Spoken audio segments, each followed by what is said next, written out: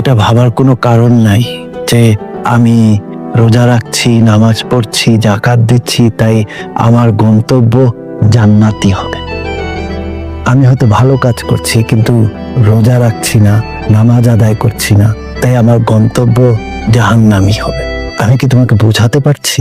বুঝেছো কিছু? জি বাবা, আমি ভুল ভেবেছিলাম। আমি ভেবেছিলাম তুমি হয়তো হামলার বিষয়টা নিয়ে চিন্তিত।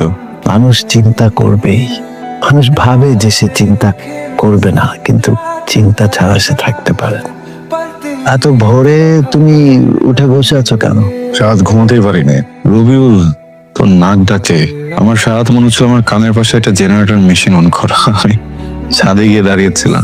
আজকে অফিসে অনেক কাজ আছে, সব তোমাকেই দেখতে হবে। আবার বড় আব্বু বলেছে আমাদের আগতে হবে আগে। জানি, মা বলেছেন। জানো গতকাল আমার সাথে দেখা করোনি কেন? তোমার কি উচিত ছিল না আমার সাথে দেখা করা? আর বলো না, রবিউল, ওর জ্বালায় দম নেওয়ার সুযোগ পাচ্ছি না। শোনো, তুমি আমাকে ছাড়া এখন কিভাবে থাকো সেটা আমার দেখার বিষয় না। আমার সাথে বিয়ের পর তুমি আমাকে সাথে থাকতে পারবে না। এত কনফিডেন্ট? এতটাই কনফিডেন্ট। আমি আল্লাহর কাছে সবসময় চাইতাম আমি যাতে সেরা একজন ওয়াইফ হতে পারি, যার জন্য প্রেম থেকে সবসময় দূরে থাকতাম। তো আমি তো সেরা হাজবেন্ড হতে চাই না। কেন? কারণ আমি মুমিন হতে চাই। মুমিনরা কখনোই নিজেদের ওয়াইফদের কষ্ট দেয় না, তকায় না, কারণ তারা জানে ওয়াইফ যদি সুখে থাকে সব হয়। মাশাআল্লাহ, তোমার পরিবর্তন দেখে খুব ভালো লাগছে।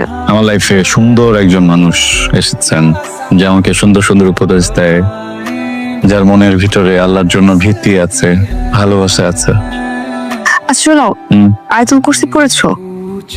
আয়াতুল কুরসি তো মুখস্থ নেই। মুখস্থ নেই? আচ্ছা সমস্যা নেই, আমি তোমাকে শিখিয়ে দিব। আজকে যেহেতু পড়োনি, ইন্টারনেটটা দেখে একটু পড়ে নিও গাড়িতে। রবিউল ভাইকে সাথে করে নিয়ে যাও, উনি কিন্তু রেডি হয়ে বসে আছে। রবিউলের জন্য চুপচাপ পালাচ্ছি এখান থেকে। বেচারা রেডি হয়ে বসে আছে, সে অনেক শখ করে আছে তোমার অফিস ঘুরে দেখবে। প্লিজ নিয়ে যাও। রবিউল প্লিজ, কই যাচ্ছি? দাঁড়া না।